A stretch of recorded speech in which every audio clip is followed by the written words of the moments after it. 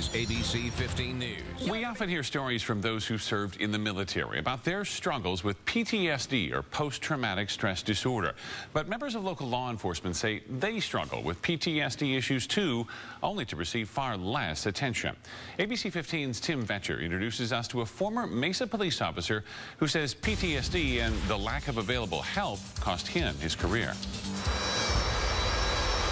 On May 28, 2009, Detective Nathan Schlitz responded to a fight involving a known gang member. When that suspect tried to run over his partner, Nathan opened fire. What no one knew at the time was his 15-year-old female cousin was in the car with him in the back seat, and one of my rounds hit her and killed her. The realization he killed an innocent person, albeit unintentionally, sent Nathan into a tailspin. He had begun to experience the symptoms of PTSD. I think immediately after the shooting, isolation was the biggest one. I stayed in my house, didn't want to leave, didn't want to talk to family or friends. 4 months later, Mesa paid for Nathan to attend a treatment program in California that specifically treats PTSD in first responders. He returned to work only to find himself on January 28, 2010 in a shootout with the suspects who murdered Gilbert Lieutenant Eric Schuhandler. After that, and some specific things that happened on that incident, a lot of the symptoms just came flooding back. Nathan tells me he sought help from the department's wellness office but was ignored. The PTSD symptoms, namely anger, became so bad he went on administrative leave in August of that year. He would never work as a police officer again. They're quick to heal the broken bones, but I think they're just not trained or not capable of dealing with other injuries.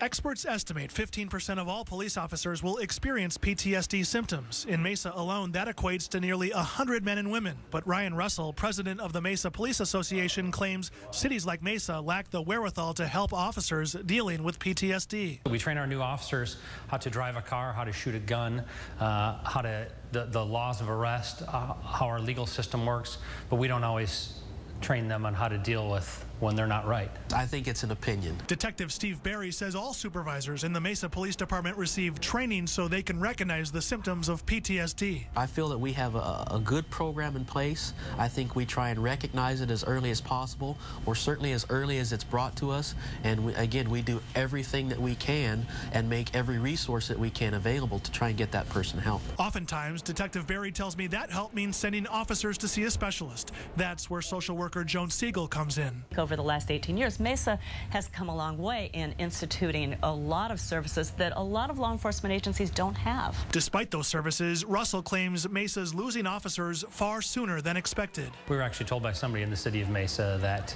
aren't you hired to be shot at? And if that's really the approach that they have, then we're never going to get this better. Because of PTSD, Nathan ended up retiring from the police force in February of this year at just 35 years of age. I love that job. I didn't want to leave.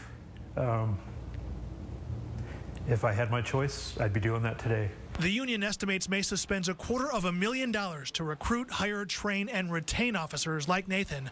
That investment lasted only a little more than a decade in Nathan's case, when he says he likely had a good 20 years left. I think that if I had gotten treatment earlier, I think I'd still be an officer to this day. In Mesa, Tim Vetcher, ABC 15 News.